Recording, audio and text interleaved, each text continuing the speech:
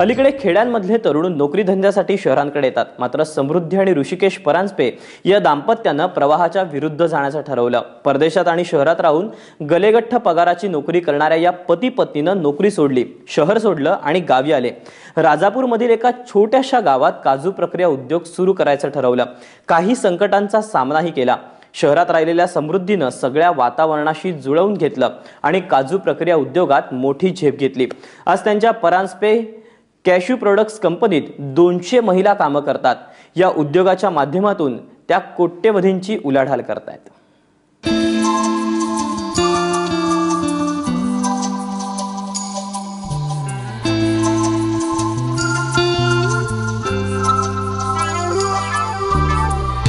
समृद्धी आणि ऋषिकेश परांजपे शहरात गलेलठ्ठ पगाराची नोकरी करणारं दाम्पत्य। काही काळ तर कॅनडातही काम केलं।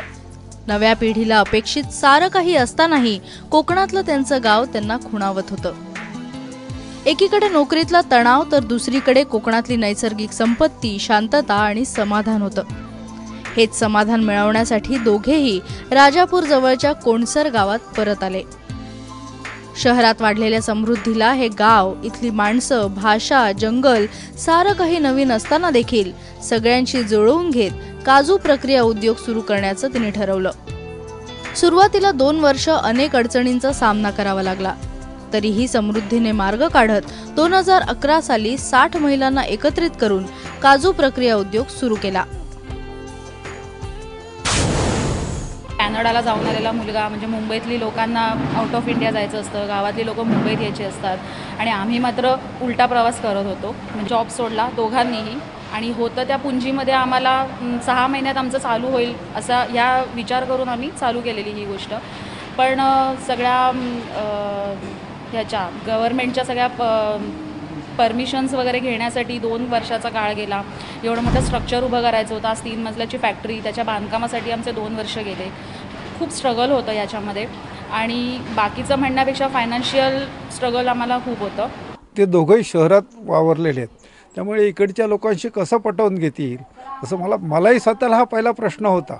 पण नंतर ज्यावेळेस मी बघितलं ते उलटं माझ्यापेक्षा उलटं चांगल्या प्रकारे त्यांनी सगळ्यांना समजून घेतलं, सगळ्यांकडनं व्यवस्थित काम करून घ्यायला सुरुवात केली। काजू प्रक्रिया उद्योग सुरू करण्यापूर्वी समृद्धीने स्वतः तज्ञांकडून संपूर्ण प्रशिक्षण घेतलं। सुरुवातीला दिवसाला 1 टन काजूवरच प्रक्रिया करण्याचं तिने ठरवलं, मात्र मालाचा उत्तम दर्जा पाहून बाजारातून मागणी वाढली आणि 1 टनाची क्षमता कमी पडू लागली। मनुष्यबळाचीही चिंता होतीच, मात्र समृद्धीने कामगारांबरोबर जपलेल्या नात्यामुळे तिला अनेकांची साथ मिळाली। 40 रुपये रोजावर काम करणाऱ्या महिलांना समृद्धीमुळे दिवसाला 200 रुपयांवर रोजगार उपलब्ध झाला। शिवाय भविष्य निर्वाह निधीचा फायदाही मिळणार होता। त्यामुळे समृद्धीला अनेक महिलांची साथ मिळाली। म्हणूनच रत्नागिरीच्या MIDCत 10 टन क्षमतेचा प्रक्रिया उद्योग सुरू करणं शक्य झालं। इतकी मागणी यायला लागली काजूला, आम्हाला होतं त्या कामगार कमी पडायला लागले आणि आजूबाजूच्या गावातून सुद्धा आपण आमची गाडी पाठवून कामगार आणायचो, पण तरीसुद्धा एक मर्यादा होती तिथे। त्यामुळे तिकडनं 10 टनाची कपॅसिटी असलेली ही रत्नागिरी MIDCमध्ये आपण नवीन दुसरी फॅक्टरी चालू केली। का तर खूप छान मागणी होती आणि खूप छान स्कोप होता या सगळ्या गोष्टींमध्ये। 15 कोटी रुपयांच्या प्रक्रिया उद्योगात समृद्धी आणि ऋषिकेशनं उडी घेतली। हा सारा कारभार, उद्योगाचा व्याप आणि घरची जबाबदारी त्यांनी नेटाने पेलली। आज त्यांच्या या उद्योगात 200 महिला काम करतायत। एकंदरीतच त्यांच्या या काजू प्रक्रिया उद्योगाला आता कॉर्पोरेट स्वरूप आलंय। सुसज्ज कार्यालय, अत्याधुनिक यंत्रणा, शिवाय उत्पादनाचा दर्जा चांगला राहण्यासाठी आवश्यक ती यंत्रणा उभारण्यात आली आहे। ते विदेशातूनही काजूची आयात करतात। 15 फ्लेवर मधील काजूगर बाजारपेठेत विक्रीसाठी पाठवले जातात। शिवाय वर्ष अखेरपर्यंत परदेशात माल निर्यात करण्याचं त्यांनी नियोजन केलंय।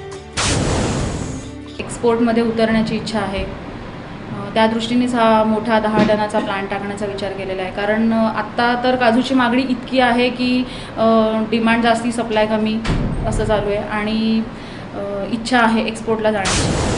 समृद्धी आणि ऋषिकेश यांनी कामाचं विभाजन केलं असून दोघेही आपली कामं योग्यरित्या पार पाडतात। समृद्धी उत्पादनाचा भाग पाहते तर संपूर्ण मार्केटिंगची जबाबदारी तिच्या पतीवर आहे।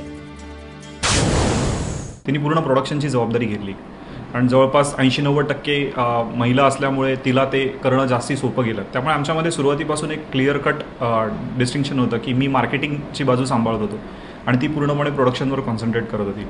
मला कधीही त्या एकमेकांच्या एरियामध्ये लक्ष घालायची गरज पडली नाही आणि आमचा आत्ता जो सक्सेस दिसतोय तो सगळा सक्सेस मी असं म्हणेन की त्याचा मोस्ट ऑफ द श्रेय तिला जातं, कारण ती इकडे येऊन जर ती राहिली नसती तर हे कठीण होतं सगळं. समृद्धीने उभारलेल्या या काजू प्रक्रिया उद्योगामुळे अनेक महिलांना देखील रोजगार मिळाला. समृद्धीने या महिलांकडे केवळ कामगार म्हणून न पाहता त्यांच्याशी एक सलोख्याचं नातं निर्माण केलंय. त्यांना चांगला पगार आणि सुविधा देखील पुरवल्या गेल्या आहेत. त्यांनी माणसं जोडली. काजू प्रक्रिया उद्योगात समृद्धी मिळाल्याने आज दोघंही कोटींची उलाढाल करतायत. या यशानंतर आता काजूच्या टरफलांवरही प्रक्रिया करणारा देशातील 7वा प्रकल्प उभारण्याच्या तयारीत ते आहेत. परांजपे दाम्पत्याचा शहराकडून गावाकडे हा उलटा प्रवास. त्यांचं हे यश नव्या पिढीला आदर्श ठरावं हीच अपेक्षा. सचिन देसाईसह ब्युरो रिपोर्ट, ABP माझा, रत्नागिरी.